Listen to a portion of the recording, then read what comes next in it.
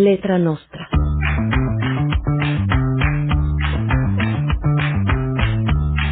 Aquí aprenderemos sobre letras, arte, cultura y sociedad.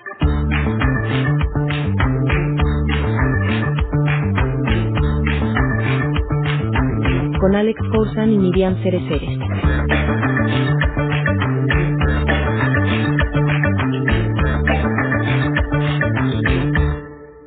Hola amigos, soy Alex Forzan, estoy en un podcast más para Letra Nostra, acompañada de mi amiga, la abogada y escritora Miriam Cereceres. Hola Miriam. Hola Alex. Bienvenida una vez más. Gracias. Vamos a hablar de un tema muy particular, un tema impactante. Es una novela escrita por Ernesto Sábato, el argentino, que se llama El túnel. Poniendo un poquito en contexto el libro, fue publicado en 1948. Recordemos que en 1946 arriba Perón al poder. Y en 1947 inicia esta censura contra los medios de comunicación. Y al año siguiente nace esta obra. ¿Por qué es importante poner este contexto? Para poder conocer un poquito mejor la situación en la que se vivía en el país, Argentina, en esos momentos, este dictador, a la postre que resultó ser Perón, y pues como encadenamiento, ¿no? de la libertad de prensa, de la libertad de pensamiento. Ernesto Sábato es hijo de inmigrantes italianos, es una persona que fue científico, un hombre de ciencias, doctor en física, en matemáticas y también pintor. Él es hijo de inmigrantes italianos. Platícanos poquito más, Miriam, cómo fue su infancia, su vida. Y es bien importante lo que tú dices, porque Ernesto Sábato tiene una vida muy interesante, que aparte vivió casi 100 años. Para conocer una larga vida, para conocer sus obras, es muy importante quién era él y entrar un poquito a la vida y al mundo. Empezando por su niñez, él nace en Argentina, como dices, un 24 de junio de 1911. Él es el penúltimo hijo de 11 hijos que tuvieron sus padres, que también ellos él era descendiente, eran italianos, sus papás, que llegaron a Argentina. Fíjate, una anécdota muy interesante es que el día que él nace, ese 24 de junio, muere uno de sus hermanos que no casualmente, que se llamaba Ernesto, y su mamá también le pone el nombre de Ernesto a él. Y siempre tuvo no sé, o trauma, que quizás él se quedó con esa idea de el día que él nace muere un hermano suyo. Bueno, para empezar, el golpe para la familia. Exactamente. Debe haber sido fuerte. Y luego nombrarlo igual que que eso era muy común, Sí, todavía se usa.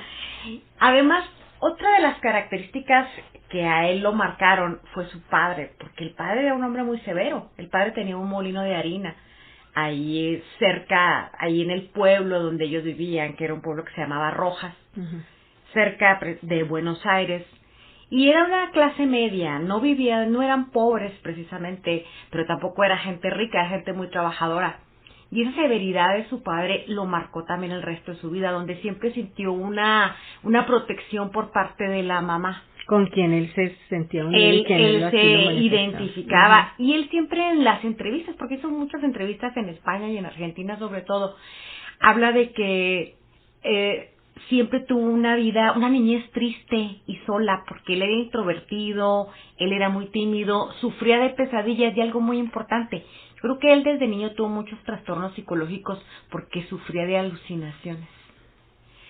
El caso es que él estudia en ese pueblo hasta llegar a la preparatoria, se va a Buenos Aires, estudia física en la Universidad de La Plata, ahí se gradúa y en 1938 hace un doctorado en físico-matemático.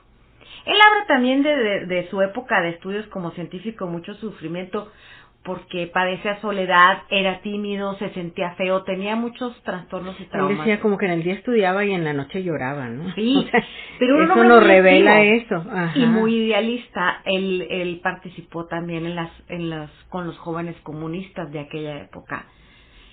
Y ya cuando se gradúa, se va, le dan la oportunidad de poder seguir a París a través de una beca y estudia en un laboratorio, el laboratorio Curie, que era muy importante, precisamente hacían investigaciones atómicas. El caso es que muchas veces le preguntan por qué usted de ser un científico, matemático, se va al mundo de las letras, al mundo de la ficción. Y él en esa etapa quería darle una respuesta concreta a su vida. Y por eso entró al mundo científico exacto, pero se desilusiona mucho con la tecnología. Sí, porque él habla de que el hombre crea la máquina, pero luego la máquina abandona al hombre que le había dado vida, ¿no? O sea, para él, la máquina que le ayudó al hombre a dominar o a hacer más fácil su trabajo, a dominar la naturaleza, fue esa misma máquina la que lo deshumanizó. Exactamente. Y de hecho él se adelanta. Él es una persona que ve más o menos y comentaba cómo se imaginaba el futuro si seguía la ciencia y la tecnología de la manera que él la estaba conociendo de primera mano. Y él se regresa, va también a estudiar en Massachusetts y se regresa a dar clases en Argentina, que era lo que tú comentabas. Después, con el presidente, con la dictadura, sale de dar clases de física y empieza a escribir. Es donde renuncia a la ciencia y a todos sus estudios que él había hecho y comienza a escribir. Él comentaba que algo que lo motivó al mundo de las letras fue porque lo tenía que hacer o si no se volvía loco. Y vemos mucho de esto en esta novela, del túnel. Sí. Vemos este péndulo que va entre la razón y la irracionalidad, pues estos extremos entre el hombre que piensa y el hombre que siente, o entre la razón y la pasión.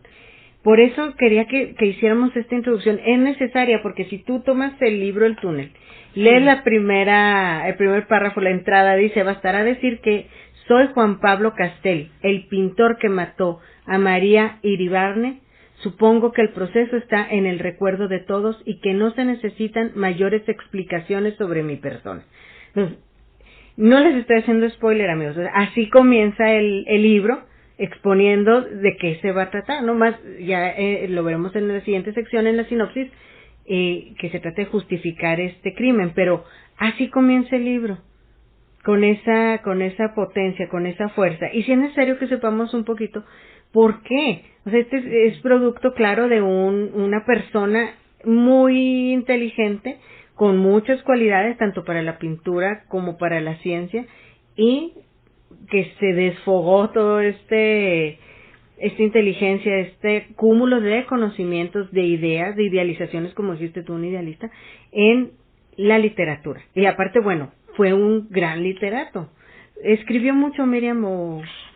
Hizo 3 novelas, nada más. Hizo también muchos ensayos, pero su primer novela fue precisamente esta, publicada en 1948, El túnel. Siguió Sobre héroes y tumbas en 1962 y Abaddon el exterminador en 1974. Que de alguna manera se complementan, ¿no? Y también él entró mucho en la política, tuvo unos grandes o importantes reconocimientos, que es también muy interesante lo que él vivió en los años 80, porque acuérdate que hizo el informe Sábato, todas las investigaciones de los desaparecidos en Argentina. Yo creo que tomamos ese tema también para la siguiente Claro sección. Que sí. Gracias, amigos.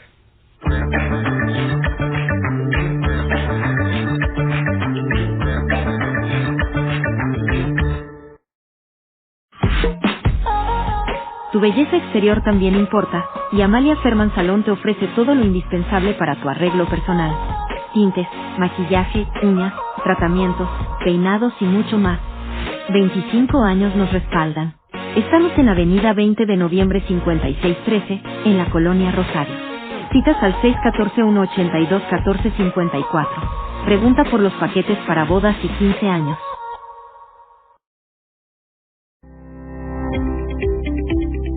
Porque la historia cuenta, millones de notas, reportajes, artículos, columnas y editoriales están al alcance de tu mano en Impro, información procesada. Impro es una hemeroteca digital única en su tipo y contiene información desde 1976. Impro es la memoria viva de Chihuahua para el mundo. Consúltanos en impro.com.mx.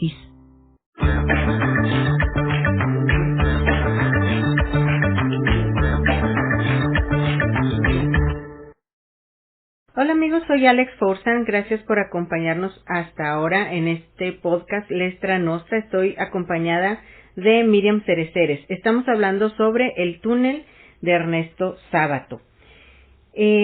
Continúanos comentando, Miriam, Ernesto Sábato, sus premios. Sí. Fíjate, después de Jorge Luis Borges, argentino, de los premios que han recibido los escritores en Argentina, está el premio Miguel de Cervantes de Literatura en 1984, que se lo otorgaron a Ernesto Sábato. Es un premio sumamente importante, entre otros premios, ¿no? Y él muere casi a sus 100 años, un 30 de abril del 2011. Le faltaban 55 días para cumplir sus 100 años. Fue un hombre longevo que vivió casi prácticamente todo el siglo XX. Y lo vivió muy bien, lo entendió y no lo entendió al mismo tiempo. Pero admirado de otros, cuando sale el túnel, hay un comentario de Albert Camus, que siempre que hablamos de él, ¿verdad? Porque sí. Es así como inevitable, Nobel, que decía acerca del túnel: admiré su sequedad, su intensidad y aconsejé su traducción al francés. También otro gran escritor, Graham Greene, dice: tengo gran admiración por el túnel, por su magnífico análisis psicológico. No puedo decir que lo haya leído con placer, pero sí con absoluta absorción. Yo creo que es lo que nos pasa, ¿no? Cuando leemos el túnel, que nos atrapa desde el primer momento. Desde el primer capítulo. A ver, platícanos, ¿qué es el túnel? Bueno, en primer lugar es una novela corta, una novela misteriosa, psicológica, en donde se habla en primera persona, porque el narrador es el protagonista de la historia, y todo lo que vamos a ver en la novela es a través de los ojos del protagonista, que es lo que nos cuenta. Está catalogada también como novela psicológica. Bueno, correcto. Es que puede catalogarse llenar audiencia en formas, diferentes géneros, ¿verdad? Pero bueno. Y todo comienza porque también es un pintor el protagonista, al igual que Ernesto Sábato, que está en la cárcel, y él narra la historia, él cuenta la historia de por qué mató y los motivos que tuvo para matar a María Iribarnes, que fue su amante. Y también lo hacía de una forma de justificarse, pero no lo hacía por vanidad, sino por lo menos que alguien que lo leyera entendiera por qué fue que la mató.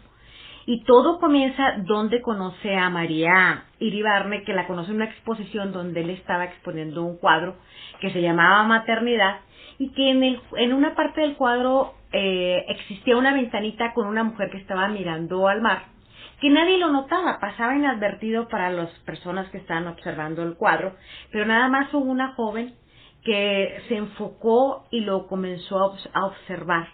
Y el Juan Pablo Castel, que es el protagonista y el pintor, se dio cuenta que la joven veía aquella ventanita que él había creado y que nadie se había dado cuenta. Entonces se distrae un poco y la joven se va, María se va, y queda obsesionado con la muchacha, porque él piensa que al darse cuenta de aquella pequeña ventana descubrió alguna parte del interior. Y se obsesiona por buscarla, se imagina y piensa las mil maneras en caso de que la vea, que le va a decir, que va a comentar cuáles van a ser sus primeras palabras. Para esto, el pintor que refleja Ernesto Sábato en el túnel, que es Juan Pablo, el que estamos hablando, es un hombre inteligente, admirado, atormentado, o sea, es un hombre así casi como con el perfil, digamos, romántico, ¿no? Y antisocial. Y antisocial. Que esas son las primeras partes de los capítulos, que describe más o menos lo que él piensa de la gente y de la humanidad. Y para él, enfrentarse a una muchacha, vamos a decir, común y corriente, que se quedó observando su obra, bueno, para él era un reto, pero él también a conciencia de saber quién era, ¿no? Exactamente. Después la encuentra en la calle cuando ella iba a entrar a un edificio y la detiene y él le comenta, oye, la ventana, de una manera muy precipitada. Ella entiende, se hacen ahí unas palabras, ella le da miedo y se va corriendo. Entonces él se queda así como que, ahora sí que más obsesionada con ella, ¿no? Después se la vuelve a encontrar y la jala a un parque y ya le empieza a decir, yo soy Juan Pablo Castel, soy el pintor, y le explica por qué quería verla. El caso es que ellos empiezan a hacer una relación, se empiezan a ver en el parque y empiezan a hacerse amantes. Y él se enamora y la idealiza y se obsesiona con ella y piensa que es la salvación de su vida y de su soledad, porque era un hombre totalmente solitario. Entonces, ella no le habla mucho de sí misma, sus pláticas son cortas, no le da información, siempre hay un misterio en la vida de ella. Y una de las veces que él le marca a la casa de ella, contesta con evasivas, no te puedo hablar porque hay gente, y él se queda con muchas dudas. En una primera parte empieza a idealizar un amor que es un amor que ni siquiera conoce porque la acababa de... Él deduce que es una mujer que nació para él, etcétera, ¿no? Pero en cuanto él la va conociendo un poco más, empieza a perderse esa idea positiva que tenía de ella y ese enamoramiento, pero de ese amor se empieza a convertir en odio. Y él le reclama porque no a qué te referías, etcétera, ¿no? Cuando te decías que habías con gente, ella no le decía nada. En otra de las ocasiones, él le habla y ella está en una estancia, que estancia es como en el campo, en una casa, en una finca de campo, y le dicen a él, quien le contesta, la mucama, que le dejó ella una carta. Y él va al departamento y quien le entrega la carta y está en la casa es un señor que se llama Allende. Le dice, soy nena, y se presenta, y él piensa que es un pariente de María. Y nada, resulta que es el esposo de María. Y él se va para atrás, le entrega una pequeña carta y le dice, esta carta te la dejó María, ella ahorita se encuentra en la estancia. Lee la carta y lo que dice la carta es, yo también he pensado en usted. Y para esto el hombre es ciego. El hombre es ciego. Y él se sorprende, ella está casada con un ciego, nunca le había dicho absolutamente nada de eso, cuando ya en realidad eran amantes. Él se va con más dudas y con más coraje, después la enfrenta y le reclama. Fíjate, le reclama y se enoja, le molesta, pero siguen juntos. O sea, es la típica relación tóxica. Y si vemos esta novela desde el punto de vista de los celos de un hombre, de un hombre que mata a una mujer por celos, nos quedamos cortos, ¿verdad? Esto es mucho más. Esto va más allá. Y para terminar la historia, para concluirla así un resumen, ella a donde va a esa hacienda es con un primo, un tal llamado Hunter, y empieza a sentir celos porque va con el primo, etcétera, porque ya empieza a dudar todo de ella, Sí. O sea, como también ella no es una persona transparente, él es un hombre obsesivo, que lo que ahorita le llamaríamos trastorno obsesivo compulsivo, que antes no tenían esas definiciones. Entonces ella lo llega a invitar a él que vaya a esta hacienda a visitarla donde ella se encontraba. Él va a esa hacienda a verla y ahí está el Hunter y una prima, una tal Mimi, prima de él.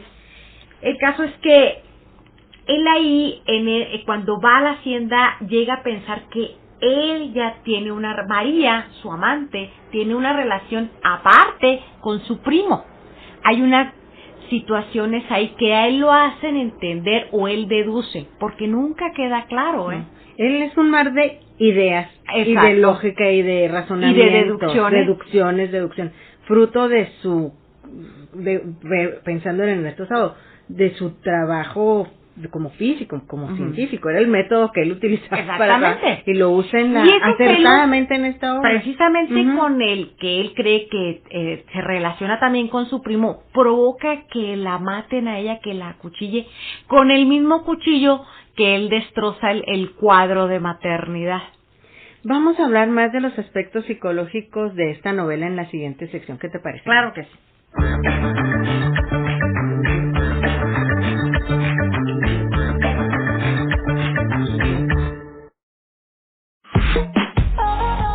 Tu belleza exterior también importa, y Amalia Ferman Salón te ofrece todo lo indispensable para tu arreglo personal. Tintes, maquillaje, uñas, tratamientos, peinados y mucho más. 25 años nos respaldan. Estamos en Avenida 20 de Noviembre 5613, en la Colonia Rosario. Citas al 614-182-1454. Pregunta por los paquetes para bodas y 15 años. Clínica de Rehabilitación del Valle Salazar. Contamos con equipo moderno, tecnología de punta y personal altamente calificado para ayudarle a aliviar sus problemas de ciática, lumbalgia, desgastes y lesiones. Nuestros tratamientos se basan en fisioterapia, infiltraciones, láser, hidroterapia, ultrasonido, entre otros más. Si desea una consulta, llame al 614-184-7260 con el Dr. Adán del Valle o visite nuestra clínica en calle 44, número 4206 de la Colonia Dale.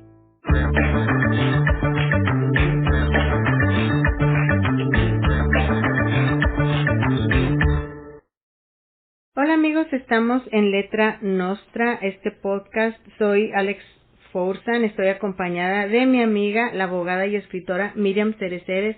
Miriam, estamos hablando de una novela corta, interesantísima, es El túnel de Ernesto Sábato. El arte, bueno, es el producto del lado irracional de un escritor. Vamos a recordar que su autor es una persona en la que se conjugan estos dos aspectos del hombre, tanto el racional como el irracional. Él es pintor, es escritor, pero a la vez Ernesto Sábato fue científico, doctorado en física o matemática, ¿verdad? Vamos a hablar un poquito de la simbología. Juan Pablo Castel es el nombre del personaje. Castel en francés significa castillo, fortaleza. ¿Qué nos puedes hablar de la descripción de este personaje Juan Pablo, este pintor? ¿Cómo era un tipo solitario, incomprendido, o más bien él no comprendía y no entendía a la sociedad en sí. Era introvertido, tímido, inestable. Bueno, estoy describiendo mucha gente, ¿no? O nos estamos describiendo, sí, ¿no? Porque cuando tú lees la novela, empiezas a relacionarlas. Ah, mira, se parece a fulanito, se parece a menganito, o en nosotros mismos, sí, porque también tenemos esos sentimientos. Pero aquí él cree encontrar en María, en su amante, como la salvación de su soledad, de su desesperanza, que era lo que significaba para ella y para él, sí, esa mujer en la ventana viendo al mar. Que el mar ya de por sí tiene una connotación de ser infinito, o de relacionarse con el líquido amniótico. Y aquí volvemos a este punto en el que el cuadro se llamaba Maternidad.